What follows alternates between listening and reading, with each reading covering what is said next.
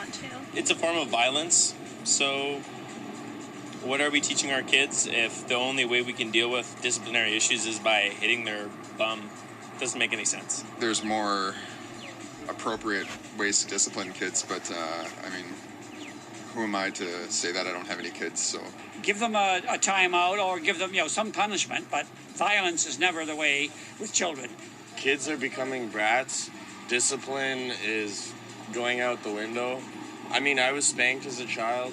I think it was constructive. So some thoughts there from Albertans on spanking and its role as a form of punishment for our children. Dave, let's start with you in Ottawa. Some say that the long-term effects of spanking on children is what we need to be questioning. How can you be sure that spanking deemed reasonable might not be damaging in the long run? Well, there have been a number of studies, and there are more and more studies going on right now, looking at the effect of corporal punishment, spanking on children. And basically, the most of the credible studies that are being done at this point say that there is little difference between corporal punishment and some of the other forms of discipline in terms of long-term outcomes, whether it's on skills development, educational outcome, emotional stability, and so on. But whether it's a verbal reprimand, whether it's a timeout and go to your room for a period of time, or whether it's an appropriate conditional spanking on the bum, that the outcomes are basically the same between those different areas. And so the science is saying that there is no difference at this particular time. Of particular note on that issue, though, is that Sweden, since they've had a anti-spanking law since 1979, there's actually been a variety of studies followed within Sweden to say what are happening to the children that are now growing up into their teens and early 20s.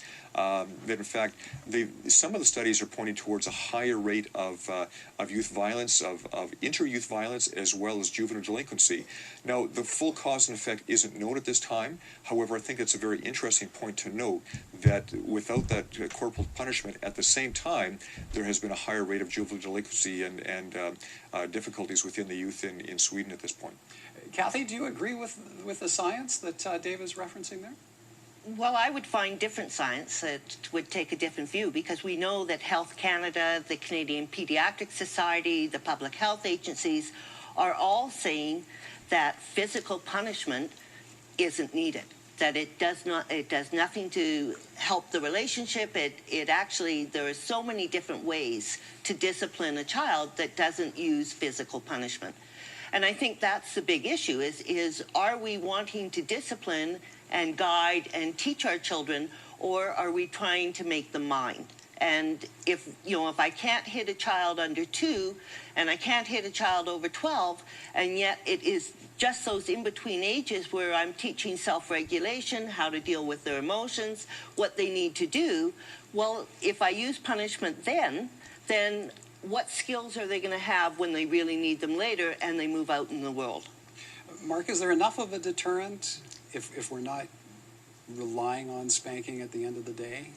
If it's not in the toolkit, as Dave says? Yeah, it's a really challenging question because, I mean, as a relative scientific layperson, I have seen competing studies cited, and some apparently point out positive effects of spanking, others point out negative effects. So ultimately, I suppose the question is, do we want to take that tool out of the toolbox? The reality is, I suppose, probably precautionary principles need to govern.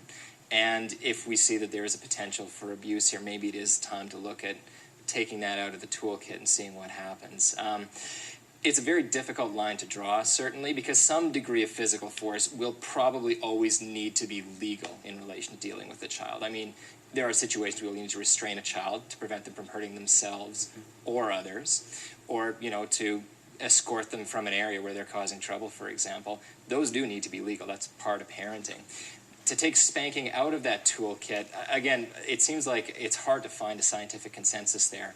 But if the law waits for scientific consensus to come to a conclusion, ultimately nothing will be done. And I think that's why a lot of attention is being paid to groups like the Canadian Pediatric Society and the Royal Societies in Britain, who have come out favoring a ban based on their review of the evidence.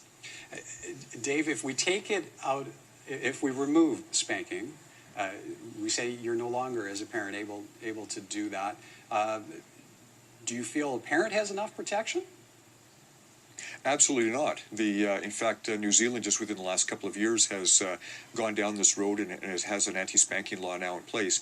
And there are cases on the courts and individuals that have been taken to court by the state, by individuals that have seen somebody touching, trying to take their child out of harm, or allegedly have struck their children. They call it smacking in New Zealand. And so their family has been destroyed basically because of allegations where a child has been removed from a household, and up until that point they were a very healthy, wholesome family.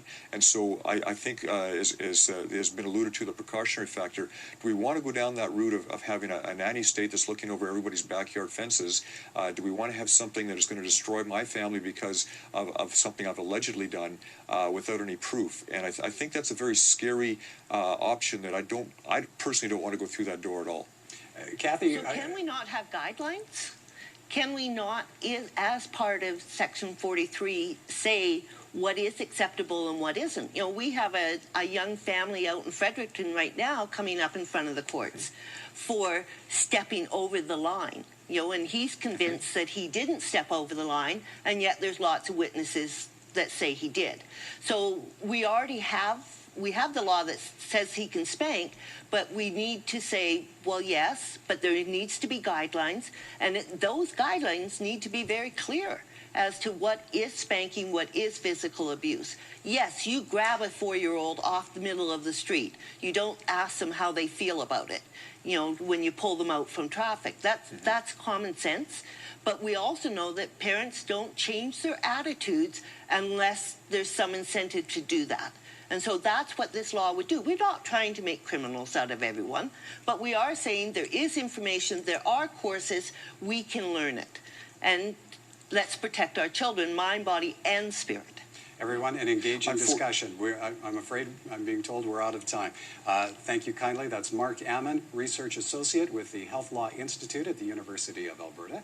Cathie Pelly is a certified Canadian family educator with Attachment Parenting Canada. And in Ottawa, Dave Quist, Executive Director of the Institute of Family, Marriage and Family Canada.